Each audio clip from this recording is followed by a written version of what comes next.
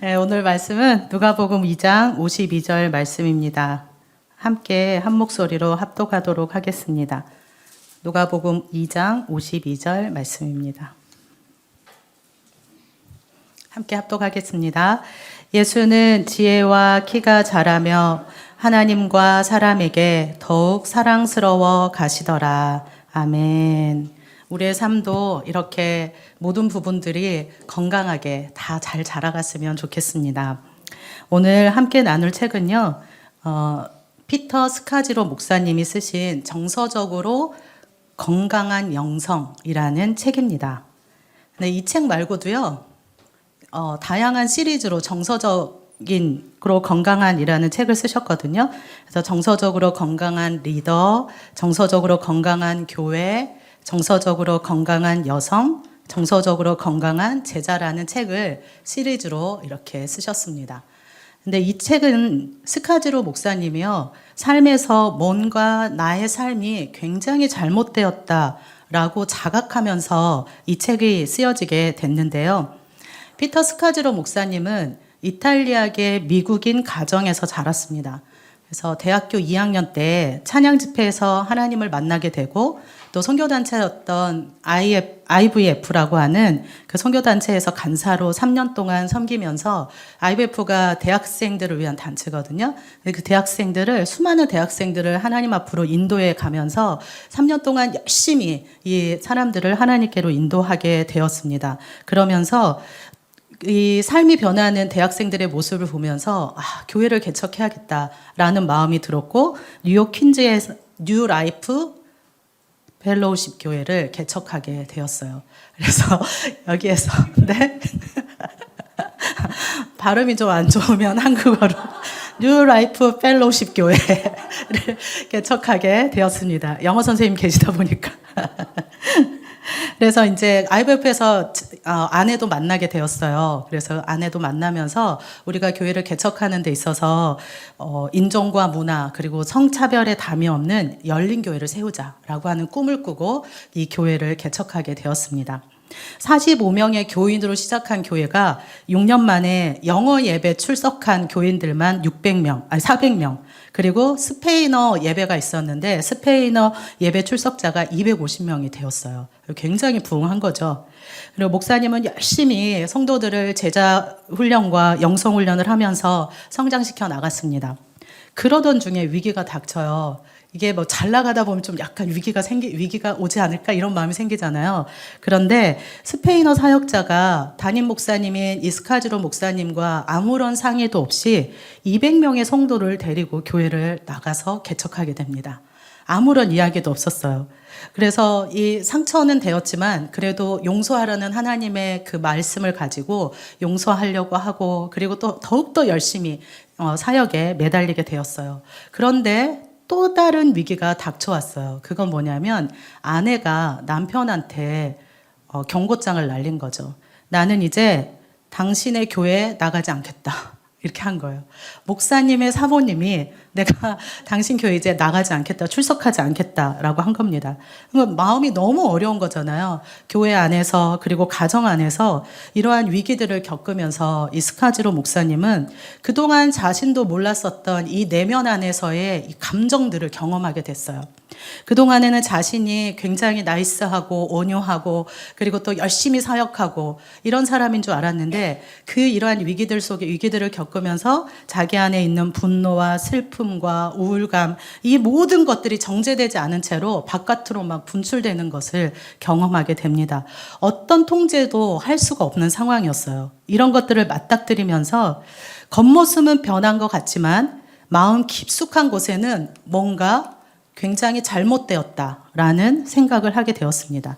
그래서 우리가 보시면 빙산을 얘기를 많이 하잖아요. 근데 빙산에서 아랫부분이 굉장히 많이 깊이 있게 들어가 있는데 우리는 윗부분만 보고 살거든요. 그런데 이 목사님이 이 자신의 삶의 위기에서부터 배웠던 이런 경험들을 경험하면서 내 안에 무엇인가 진짜 뭔가 단단히 잘못됐다. 내가 하나님을 위해서 열심히 사역하고 그리고 교회도 이렇게 부흥시켰고 하는데 내 안에 있는 이런 감정들이 하나도 해결되지 않은 것들을 경험하게 됩니다. 그러면서 그동안 대면하지 않았던 수면 아래에 자신의 빙산을 들여다보기 시작하면서 건강한 정서가 바탕이 되어야 건강한 영성도 형성할 수 있음을 깨달으면서 자신의 경험을 바탕으로 이 책을 쓰시게 된 겁니다. 그래서 이 책이 그 5권의 모든 책이 정서적으로 건강한 시리즈라고 얘기하거든요. 이 책의 목차를 보면은요, 파트가 2개로 크게 나눠져 있는데 첫 번째는 내 영성에 적신호가 켜졌다. 이제 우리는 잘 모르다가 어떤 위기 앞에서 적신호를 발견하잖아요. 첫 번째로는 성장하고 있다는 착각. 내가 교회 안에 있으니까 성장하고 있다라고 생각을 하잖아요. 열심히 성경 공부도 하고 무엇인가 봉사도 하고 그러다 보면 내가 성장하고 있구나라는 것을 착각하게 되거든요. 그런 착각. 2번째로는 건강하지 못한 영성의 10가지 증상에 대해서 이야기를 하고 있어요. 3번째로는 온전한 성장이 이루어지기 위해서는 정서와 영성이 통합되어야 한다라고 얘기를 하고 있습니다. 그리고 2번째로는 두 번째로 그 파트를 보시면 건강한 영성에 이르는 길을 찾으라 해서 건강하지 않는 우리의 정서적인 부분들을 다루고 그 다음에는 건강한 영성에 이르는 길에 대해서 이야기를 해주고 있거든요. 7단계를 말씀해주고 있는데 첫 번째는 자기 인식에 정직해라. 2번째, 과거를 직면해라. 3번째, 당신의 통제권을 내려놓으라. 네 번째 단계, 슬픔을 성장의 원동력으로 삼으라. 5단계, 안식하고 날마다 기도하라. 6단계, 제대로 사랑하는 법을 배우라. 7단계, 자신만의 삶의 규칙을 개발하라. 이렇게 해서 건강한 영성에 이르는 방법에 대해서도 이야기를 해주고 있습니다. 오늘은요, 파트 1만 저희가 살펴보도록 하겠습니다. 피터 스카지로 목사님은요, 자신이 자라온 원가족의 이야기를 통해서 현재의 자신의 모습이 원가족의 배경과 그리고 부모님의 영향을 받아서 만들어졌다는 것을 이야기하면서요, 영적인 성숙과 건강한 정서가 밀접한 관계가 있다는 것을 발견하게 됩니다. 앞에서 말씀드렸듯이 스카지로 목사님은 이민자의 후손이었어요. 저희들의 부모님처럼 자식을 위해서 모든 것을 헌신하면서 희생하면서 살아온 부모 아래서 살았습니다. 아버지는 제빵사였고요. 그리고 그 제빵 회사에서 쉬지 않고 굉장히 일만 하셨다고요. 열심히 일만 하셨답니다. 왜냐하면 아버지는 그 유일한 목표가 있었는데 자식들이 대학을 가서 대학을 졸업하고 또 자신의 삶을 잘 살아내는 것, 뭔가가 우리 아이들에게 이루어지는 것, 그것을 꿈꿨기 때문에 아버지는 열심히 일해서 자식을 뒷바라지한 거죠. 근데 어머니는 외할아버지로부터 학대를 받으면서 자랐고요. 근데 결혼해서도 아버지가 너무 일만 하시다 보니까 아버지로부터 남편으로부터 따뜻한 애정과 돌봄을 받지 못하면서 지내왔다고 합니다. 그래서 이제 우울감도 있어서 늘 우울증에 시달렸기 때문에 자녀들을 키우고 무엇인가 일을 하는 것을 굉장히 버거워하면서 결혼과 가정 생활을 유지하면서 그렇게 이어갔다고 해요. 이러한 가정 환경에서 자란 스카지로 목사님과 그의 형제들은 애정과 관심에 굉장히 목말라 했지만 그래서 감정적으로 미성숙하게 자랐지만 다른 가족들이랑 가정과 비교해 보면 그래도 우리 가정이 괜찮아 보였다라고 합니다.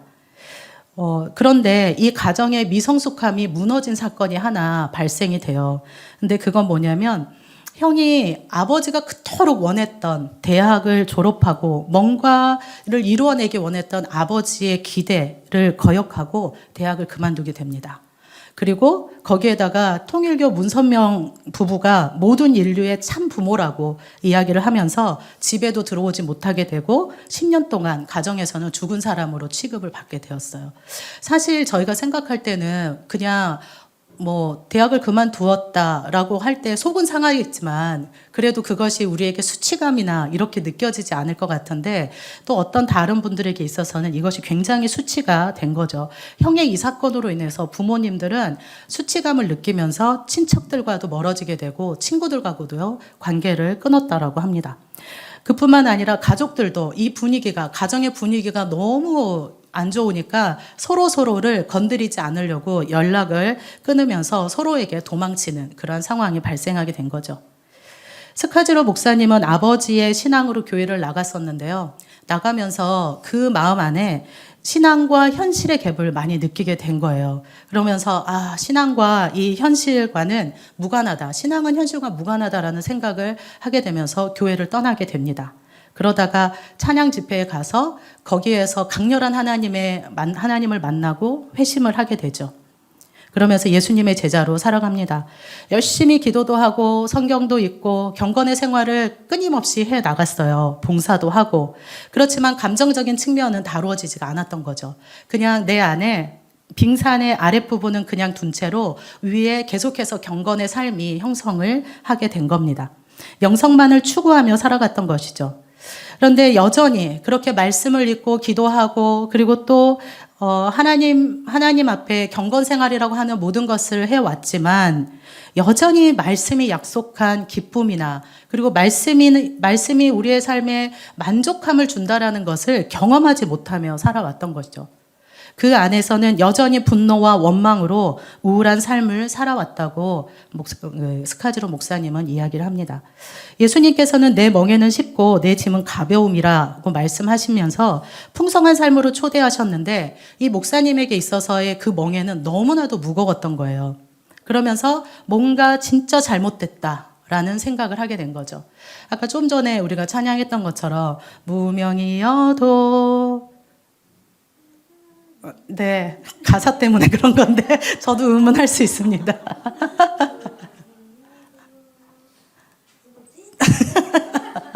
어쨌든 무명이어도 공허하지 않는 것은 예수 안에 난 만족함이라 이렇게 얘기하잖아요. 무명이어도 괜찮으십니까? 네, 맞아요. 우리는 무엇인가 이루며 살기를 원하죠. 그렇지만 말씀과 또 교회 안에서의 가르침은 다 이런 것들이 괜찮다. 저희 예전에 사도 바울이 자신의 모든 것을 배설물처럼 여겼다라고 하면서 하나님을 따라갔던 사도 바울을 보면서 저희들이 막 하는 얘기가 있어요. 이미 사도 바울은 다 가졌기 때문에 그런 고백을 하는 거야. 이렇게 이제. 왜냐하면 저희 안에도 동일하게 이게 만족이 안 되거든요. 말씀이 우리 안에 들어오지만 그것이 우리의 삶 안에 맞다. 그리고 이것이 정말 만족이 된다. 예수님 한 분으로 정말 만족이 된다라는 것들이 우리 안에 때로는 갭 차이가 있다라는 것이죠. 이것을 스카지로 목사님은 경험하게 됩니다. 그런데다가 스페인어 예배를 돕던 부교역자가 200명을 데리고 나가서 개척했잖아요. 아무런 얘기도 안 하고. 그래서 이 목회자에 대해서 부교역자에 대해서 용서하려고 하고 또 강단에서는 계속해서 사랑해야 한다, 용서해야 한다라는 말씀을 선포하지만 이 목사님 안에는 용서하는 마음이 용서한 것 같은데 이 마음 안에는 가라앉아 있었던 거죠. 그러면서 이 믿음과 실제적인 삶의 이 간극이 벌어진 것을 뚜렷하게 느끼게 됩니다. 그러면서 그러죠. 잘못됐다. 뭔가 잘못됐다라는 생각을 하게 됩니다. 우리 성도님들도 그런 경험이 있을 거예요. 이게 뭔가 이게 맞지 않는 믿음과 현실의 이 갭 차이가 맞지 않은 것들을 우리가 경험하게 되는데 저도 어렸을 때 교회에서는요 언제나 이 부정적인 감정을 억압해야 된다라고 배웠거든요. 드러내서는 안 된다. 왜냐하면 그것이 덕이 되지 않기 때문에 그것이 누군가에게 상처되기 때문에 억압해야 된다라고 배워왔고 그리고 그런 문화 속에서 자라왔습니다. 화가 날 때 누군가를 판단할 때 또 미운 마음이 들 때 늘상 그런 고백을 하죠. 사도 바울처럼 오라 나는 공고한 사람이로다.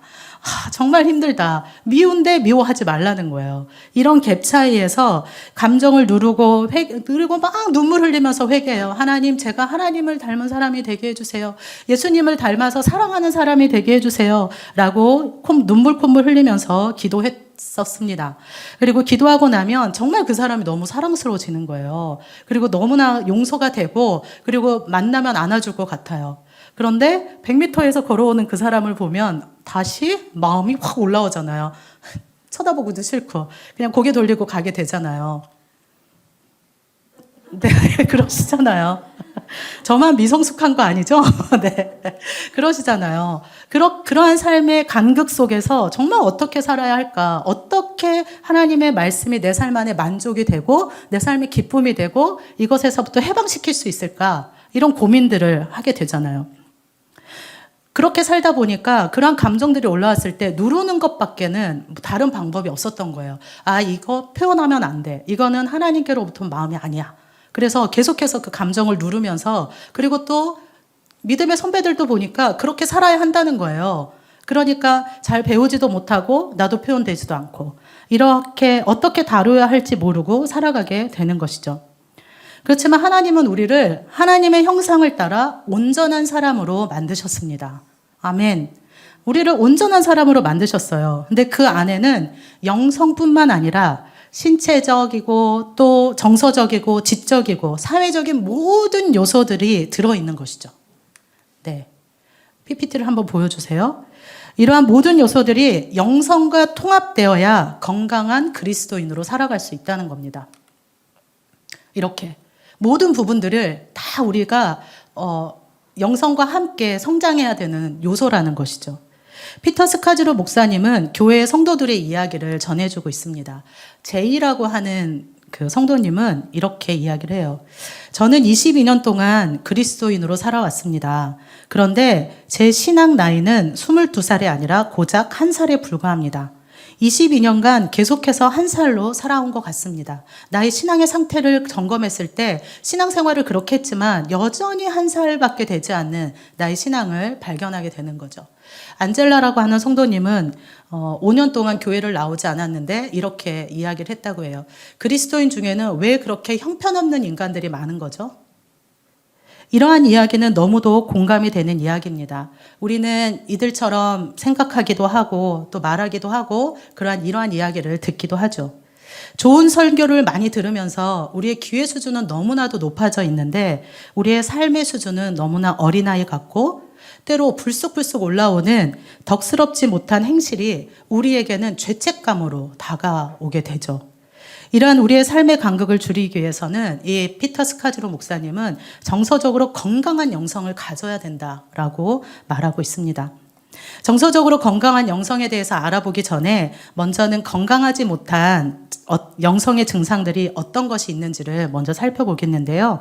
피터 스카즈로 목사님은 건강하지 못한 증상에 대해서 영성을 가진 사람들의 증상에 대해서 10가지로 이야기를 해주고 있습니다. 한번 체크해 보시겠어요? 내가 어디에 속해 있는지? 첫 번째는 하나님으로부터 도망치려고 하나님을 이용한다. 두 번째, 분노, 슬픔, 두려움, 이와 같은 감정을 무시해버린다. 세 번째, 자신의 정당한 욕구조차 거부한다. 네 번째, 현재에 미치는 과거의 영향력을 부정한다. 다섯 번째, 우리의 삶을 속된 것과 거룩한 것으로 양분한다. 여섯 번째, 하나님과 동행하기보다 사역에만 바쁘다. 일곱 번째, 갈등을 회피한다. 여덟 번째, 상처와 약점과 실패를 은폐한다. 아홉 번째, 자신의 한계를 인정하지 않는다. 열 번째, 다른 사람들의 신앙을 판단한다. 몇 가지가 체크가 되셨나요? 네. 2.5개. 적게 나오셨네요. 2.5개면. 네. 그 중에 첫 번째, 하나님으로부터 도망치고자 하나님을 이용한다라는 부분들을 살펴보면요. 이 증상이 가장 어려운 증상이라고 해요. 이 증상을 알아차리는 것은. 하나님이 아닌 나 자신의 만족을 위해서 하나님의 일을 하는 것이죠. 제가 선교단체에 있었을 때 그때는 또 지금보다 훨씬 더 어렸을 때예요. 젊었을 때가 아니라 어렸을 때인데 선교단체에 있을 때 새벽에 일어나서 늘상 새벽이 되면 일어나서 기도하고 말씀 묵상을 했어요. 그리고 나서 그 시간이 다 되면 이게 동이 터오르거든요. 그러면 그걸 볼 때마다 이 뿌듯함이 느껴졌어요. 그래서 뿌듯함이 느껴졌는데 어느 날 계속해서 제가 그렇게 묵상하고 기도하다가 다른 사람들을 보니까 그렇게 하지 않는 거죠. 그래서 정죄했죠. 아니 사역을 하는데 사역자가 이렇게 해서 되냐 이러면서 이제 얘기를 했었거든요. 얘기를 했는데 제가 그렇게 아침을 시작하기 전에 묵상하고 기도했던 것들이요. 제가 어느 순간 딱 깨달아졌던 게 있는데 그게 뭐냐면 그날 해야 하는 하나님의 일을 풍성하고 성공적으로 해내기 위해서 제가 그걸 하고 있더라고요. 왜냐하면 제가 어떤 사역을 하기 전에 기도하지 않고 묵상하지 않고 무엇인가를 시작하는 것에 대한 불안함이 느껴졌거든요. 어떨 때는 그 상황 때문에 못할 때 있잖아요. 그런데 그걸 하지 않으면 불안한 거예요. 그래서 왜 불안할까를 생각해 보니까 하나님의 이 사역을 감당하는데 이것을 하지 않으면 기름 부으심이 없겠구나. 이런 생각이 들기 시작한 거죠. 그래서 제가 그 수많은 시간을 그렇게 묵상하면서 지내왔던 것을 발견하게 됩니다. 결국에는 하나님과 보내고 있는 시간이 나의 사역이 잘 되기 위한 나의 만족이 있었다라는 것을 발견하게 됐어요. 이러한 것이 하나님을 이용하는 거죠. 나의 사역에 하나님을 이용하는 거죠. 그리고 내가 생각하고 있는 나의 견해를 입증하기 위해서 하나님의 말씀을 가지고 와서 이야기를 합니다. 내가 무엇인가 주장하고 있는 근거를 대기 위해서 말씀을 가지고 오는 거죠. 저희 청년들이 이제 결혼을 하고 이제 아이를 낳을 때가 되어져 가잖아요. 근데 결혼할 때 아이를 양육하는 게 너무 힘들다라고 얘기하는 거예요. 낳으면 어떻게 키워야 될지 모르겠다. 나 같은 아이가 나오면 어떡하냐. 뭐 이러면서 걱정을 해요. 그러면서 이제 훈계하는 것에 대한, 훈육하는 것에 대한 이야기를 했거든요. 근데 형제들은 대부분 다 맞아야 된다고. 내가 맞았기 때문에 지금 요 정도지 안 그랬으면 이미 저기 갔다고 이렇게 이야기를 해요. 그래서 막 말씀을 찾습니다. 챗 GPT를 통해서 막 말씀을 찾아내거든요. 그래가지고 잠언은 23장 13절부터 14절의 말씀을 가지고 와서 막 들이대밀어요. 거기에 뭐라고 기록하냐면 아이를 훈계하지 아니하려고 하지 말라. 채찍으로 그를 때릴지라도 그가 죽지 아니하리라. 내가 그를 채찍으로 때리면 그의 영혼을 수월해서 구원하리라. 이 말씀을 막 들이밉니다. 자매들한테 들이면서 봐, 채찍으로 때려도 안 죽어. 그리고 채찍으로 때려야 훈계가 돼. 이렇게 얘기하거든요. 근데 자매들은요 전혀 아니라고 해요. 때리면 안 된다라고 얘기하는 거죠. 그러면서 또 말씀 가져옵니다. 챗 GPT 막 찾아가지고 에베소서 6장 4절의 말씀을 가지고 와서 자녀를 노엽게 하지 말아야 한다라고 하면서 서로 막 이렇게 이야기를 하거든요. 이게 뭐 물론 이제 애들이 장난처럼 이야기를 하는 거지만 우리 안에 그럴 수 있다는 거죠. 다른 사람들에게 귀를 기울이지 않으면서 나의 주장을 관철하기 위해서 말씀을 가지고 와서 붙여 넣는 거죠. 무조건 자신이 맞다고 결론을 내버리면 우린 불편하잖아요, 사실. 그런 사람들과 함께 있는 게. 그 주변 사람들은 불편한데 그 당사자는 내가 하나님의 뜻대로 지금 나의 주장을 이야기했다라고 생각하게 되는 겁니다. 이것이 정서적으로 건강하지 않다라고 이야기를 하고 있어요. 두 번째로는 분노와 슬픔과 두려움 같은 감정을 무시한다. 성경에서는 아무것도 염려하지 말라고 하잖아요. 그리고 두려워하지 말라고도 합니다. 그런데 우리 안에 어떻게 두려움과 염려가 안 들어올 수 있겠어요? 그래서 분노나 슬픔이나 두려움과 같은 이런 감정이 들어올 때 우리는 굉장히 말씀대로 살지 않은 것만 같은 정죄감을 느끼게 되잖아요. 내 신앙이 너무 잘못됐다 이런 생각을 하게 되는 거죠.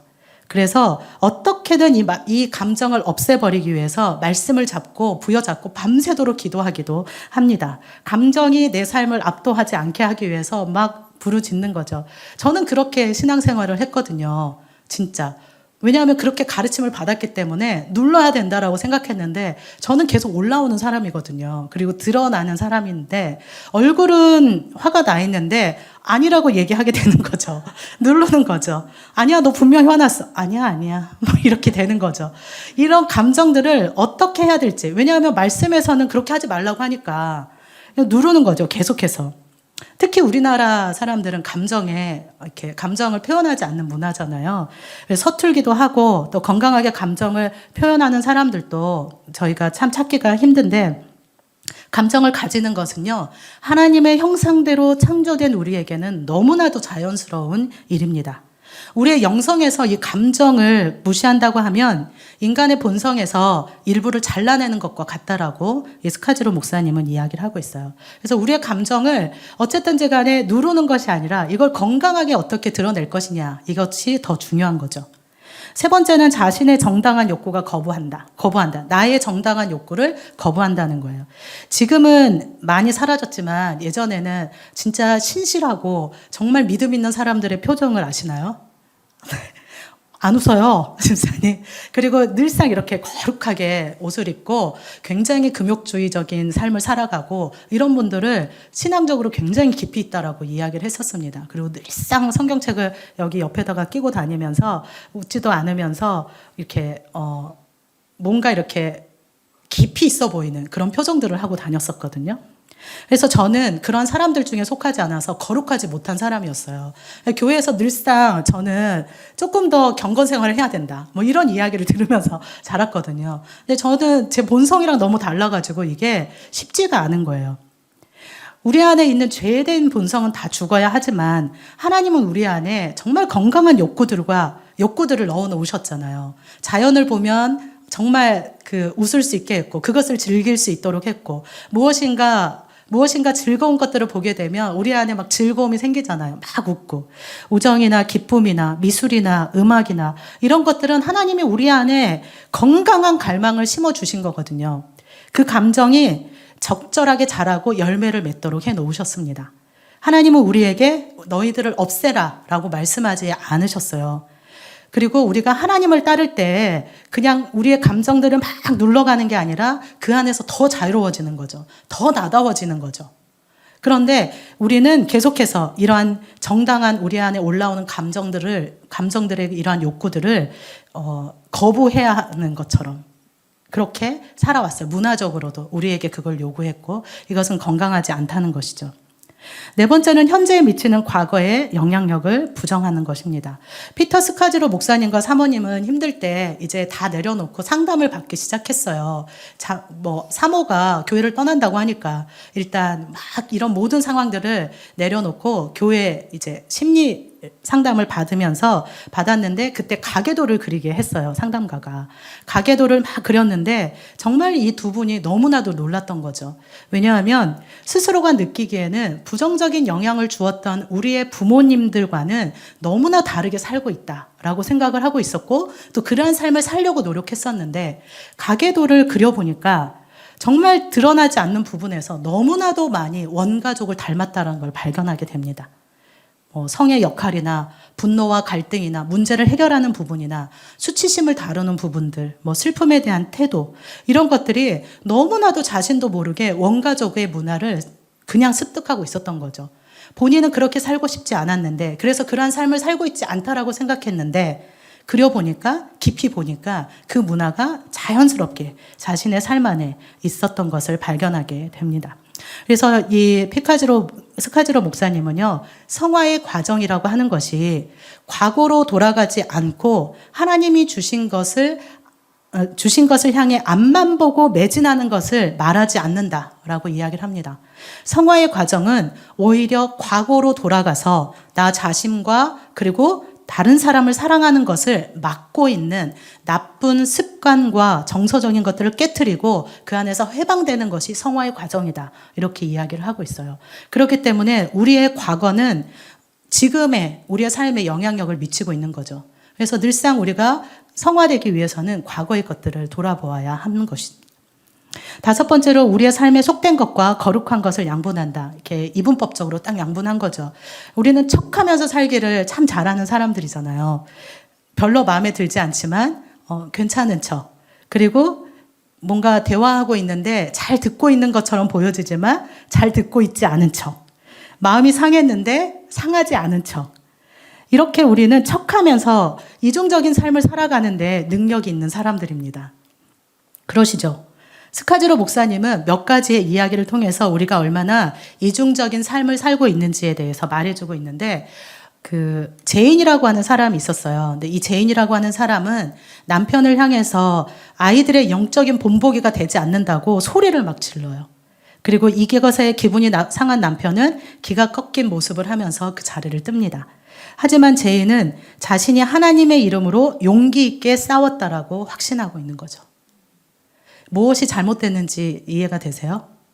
켄이라고 하는 사람은 매일 출근하기 전 하나님과 교제하는 시간을 가진다. 하지만 일할 때나 집에 돌아와 가족들과의 시간을 보낼 때는 전혀 하나님의 임재를 생각하지 않는다.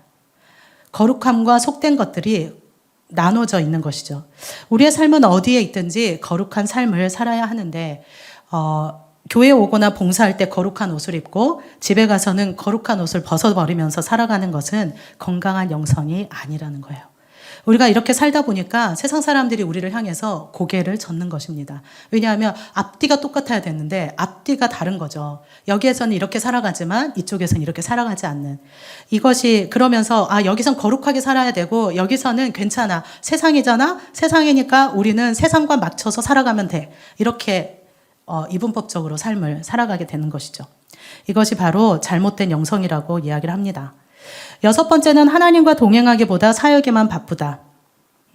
우리는 일 처리를 하거나 생산적인 측면에 훨씬 더 비중을 많이 두잖아요. 어떤 결과값이 나올 것인지에 우리는 훨씬 더 비중을 두며 살아가기 때문에 우리가 하나님 앞에 잠잠히 머물면서 주의 임재를 누리는 것이 때로는 우리 앞에 놓여진 해야 할 일들에 비해서 밀릴 때가 있어요. 일을 많이 해야 되기 때문에 이 시간들이 없잖아요. 하나님 앞에 잠잠히 머물러 있는 시간이 그 시간이 뒤로 밀려나는 거예요. 열심히 사역도 해야 되지만 하나님과 교제가 없는 상태에서 하나님을 위한 사역에만 집중하다 보면 우리도 모르는 사이에 성과들의 기반을 두면서 우리의 방향이 바뀌게 되는 것이죠.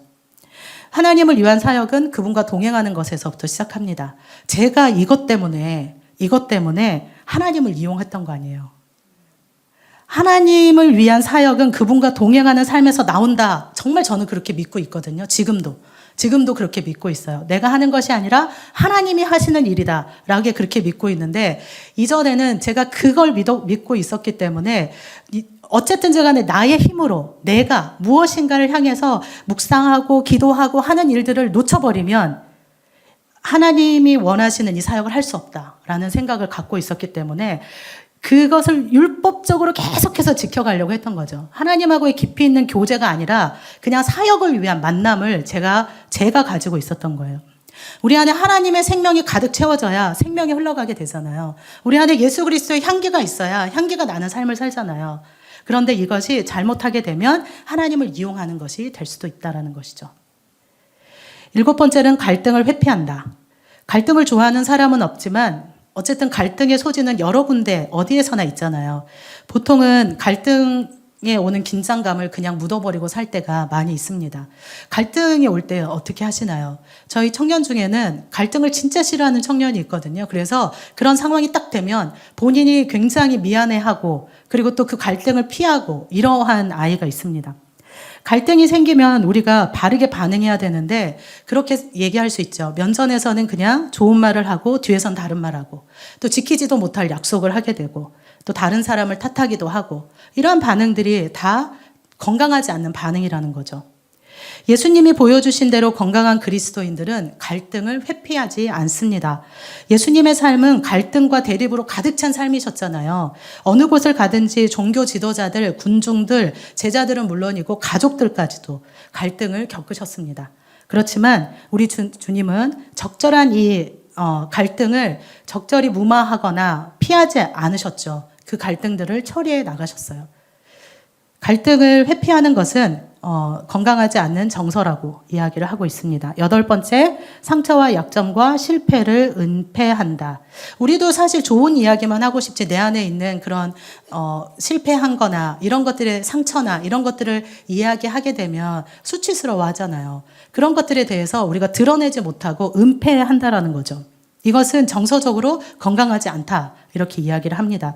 근데 사실 우리가 주님 안에서 계속 신앙생활을 하면서 하다 보면 우리 안에 있는 연약한 부분들을 오픈하게 되잖아요. 공동체 안에. 그러면서 어떤 거를 느끼세요? 자유함을 느껴요. 그리고 나는 속과 겉이 조금은 맞춰져 가는 사람처럼 느끼잖아요. 근데 그런 것들을 자꾸 은폐하려고 해요. 그런데 다윗이 그 밧세바와의 사건도 성경에서는 그냥 그대로 기록하고 있잖아요.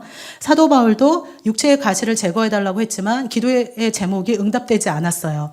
그리고 그럼에도 불구하고 그게 그대로 또 기록이 되어 있고, 노아는 술에 취해서 추태를 부렸는데 그것도 성경은 이야기를 합니다. 야곱은 속임수에 능했고, 모세는 살인자였고, 또 엘리야는 믿음으로 승리하고 난 다음에 주 하나님 저 너무 힘들어요. 죽여주세요. 이렇게 이야기도 했잖아요. 호세아의 아내는 창녀였어요. 베드로는 예수님을 3번이나 부인했고요. 도마는 의심이 많았습니다. 그럼에도 불구하고 성경에서는 이러한 많은 이야기들을 우리에게 들려주고 있어요. 왜냐하면 너희들의 그러한 상처와 아픔과 연약함이 당연하다. 성경 안에 있는 이 많은 사람들도 상처와 실패와 연약함과 아픔이 있었다라는 것들을 우리에게 알려주고 계시는 겁니다. 그래서 이것을 은폐하거나 그냥 가둬놓을 이유가 전혀 없는 거죠. 그렇지만 그것을 이렇게 누군가에게 드러나고 싶지 않아서 은폐할 경우에 그것은 정서적으로 우리에게 악영향을 줄 수가 있다라고 이야기를 하고 있습니다. 9번째는 자신의 한계를 인정하지 않는다는 거예요. 우리가 유한한 인간이라는 것을 인정해야 하는데 모든 것을 다 해야 된다라는 부담감이 있는 거죠. 이것도 하고 저것도 하고 이 모든 것들을 다 해야 된다. 누군가에게 도움을 구하지 못하는 것이죠. 그래서 파커 팔머는요, 이렇게 이야기를 합니다. 네. 자기를 사랑하는 것은 이기적인 행동이 아니다. 그건 내가 이 세상에서 다른 이들에게 줄 수 있는 유일한 선물을 잘 관리하는 것이다. 언제라도 참 자아의 소리에 귀를 기울일 수 있어야 자기 자신뿐 아니라 우리와 마주치는 다른 이들을 돌보고 섬길 수 있다. 나 자신을 사랑해야 다른 사람을 사랑할 수 있다는 거죠.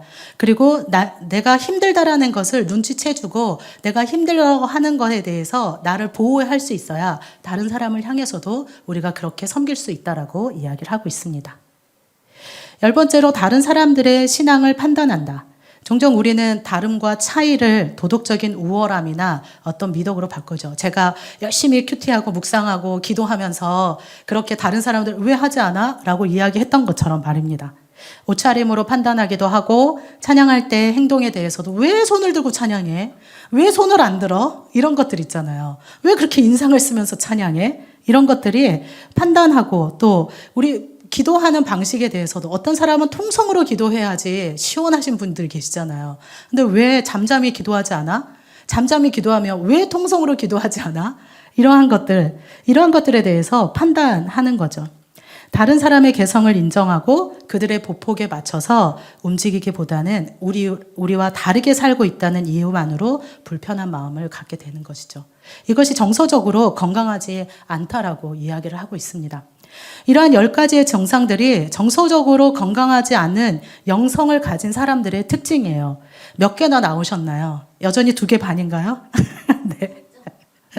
네. 네, 8점. 우리가 온전한 성장을 위해서 우리는 정서와 영성이 통합을 이루어야 합니다. 우리의 신앙이, 우리의 영성이 이 정도로 높아가 있다면 우리 안에 있는 이 부정적이고 우리의 그 빙산 아래에 있는 이 정서적인 부분들도 다 깨트리면서 같아져야 되는 거죠. 빙산 위에 있나 아래에 있나. 쉽지는 않은 일이지만 어쨌든 우리는 이 작업을 해야 합니다.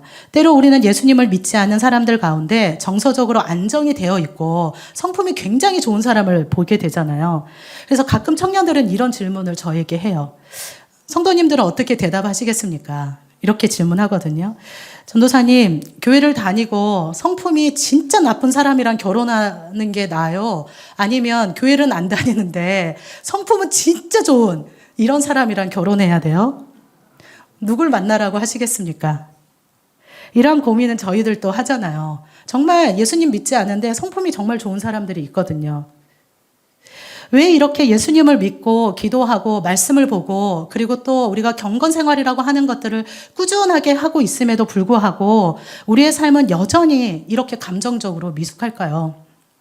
스카지로 목사님은 건강한 정서와 이 관상적 영성이 통합이 될 때야 우리 수면 아래 숨겨진 부분들을 변화시키는 영적인 혁명을 이룰 수 있다라고 이야기를 합니다. 관상적 영성이라고 하는 것은요, 우리의 삶의 시끄러운 소리들을 다 내버리고 내가 하나님 앞에 마구 얘기하는 것이 아니라 하나님께서 나에게 무엇을 말씀하시는지를 듣는, 잠잠히 기다리는 시간이에요. 조용하고 하나님과 깊은 일치를 추구하는 것들을 관상적 영성이라고 하거든요. 피터 스카즈로 목사님은 가계도에서 발견되어지는 가족의 영향력을 자각하면서요, 원가족들을 들여다보면서 자신을 정확하게 이해하기 위해서 가족들을, 가족 관계들을, 부정적인 가족의 관계들을 계속해서 공부를 했습니다. 그러면서 비슷한 패턴들을 발견하게 됐고, 그 비슷한 패턴을 하나님 앞에 가지고 나간 거죠. 그리고 그렇게 나아가면서 변화를 경험했다라고 합니다. 그런데 어느 날 2년 동안 이런 관상적 영성을 훈련하셨는데, 어느 날 관상적 영성의 시간 동안에 하나님 앞에 잠잠히 집중하고 있을 때 자신의 안에 하나님의 분노가 있다라는 것을 발견을 하게 됐어요. 하나님에 대한 분노. 그러면서 이렇게 소리를 쳤다고 합니다. 주님의 멍에는 쉽고 가볍다고요? 천만에요. 주님의 멍에는 쉽고 가볍다면서요. 하나님, 저에게는 가볍지가 않습니다. 이러한 소리를 치면서 분노하는 자신을 발견하게 된 거죠. 주님이 이제 그렇게 말씀하셨던 것 같아요. 내 멍에는 쉽고 가볍다. 내 멍에를 메고 나에게 와서 쉬어라. 이런 말씀을 하셨던 것 같아요. 그러니까 주님이 주신 멍에가 쉽다고요? 이러면서 막 화를 낸 거죠. 그러면서 어디로부터 이 분노가 왔는지를 들여다 보았는데, 그때 성경에 하나님이 아닌 이 세상의 부모로부터 비춰지는 하나님을 섬겨왔다는 것을 발견하게 된 거예요. 진짜 하나님이 말씀하시는 것이 아니라 원가족의 아버지로부터 받았던 그 하나님이, 원가족을 통해서 비춰졌던 그 하나님의 말씀을 섬겨왔다는 것을 발견하게 된 거죠. 스카즈로 목사님은 성장하면서 언제나 이런 이야기를 들었다고 해요. 그것으로 충분하지 않아. 아니야, 그것으로 충분하지 않아. 이렇게 이야기를 들으면서 살아왔는데, 그 감정이 무의식적으로 하나님 앞에 투사되어서 늘 하나님께서는 이 스카즈로 목사님에게 피터, 아직도 멀었어. 이런 이야기를 스스로가 들었던 거죠. 이것이 하나님의 말씀이 되어버린 거예요. 그래서 우리 안에 이 정서적으로 건강하지 않은 삶을 살아갈 때 우리가 하나님을 어떻게 왜곡할 수 있는지를 보여주고 있는 것이죠. 피터 스카즈로 목사님은 관상적 영성과 건강한 정서가 함께 통합이 되면 우리 내면의 빙산의 그 깊은 곳에 강력한 영적인 돌파구가 마련된다라고 하는 것을 경험을 통해서 전해주고 있습니다. 그렇다면 건강한 영성에 이르는 길은 무엇일까요? 이것은 다음 달에 하도록 하겠습니다. 나의 영성이 건강한지 살펴보고 건강하지 않은 영성을 가지고 있다라고 자각하게 되면 조용하게 하나님 앞에 가지고 나아가 만지시고 회복하시는 하나님과 진한 만남을 가지시기를 바랍니다. 우리 안에 그냥 잠잠히 그냥 하나님 앞에 나아가는 거예요. 앉아 있는 거죠. 하나님, 제가 왜 화가 날까요? 하나님, 제가 왜 이렇게 우울할까요? 하나님, 제가 왜 이렇게 걱정이 많을까요? 하나님을 믿는다고 하면서 제 안에 왜 이렇게 믿음이 흔들리는 걸까요? 이런 것들을 하나님 앞에 가지고 나아가는 것이죠.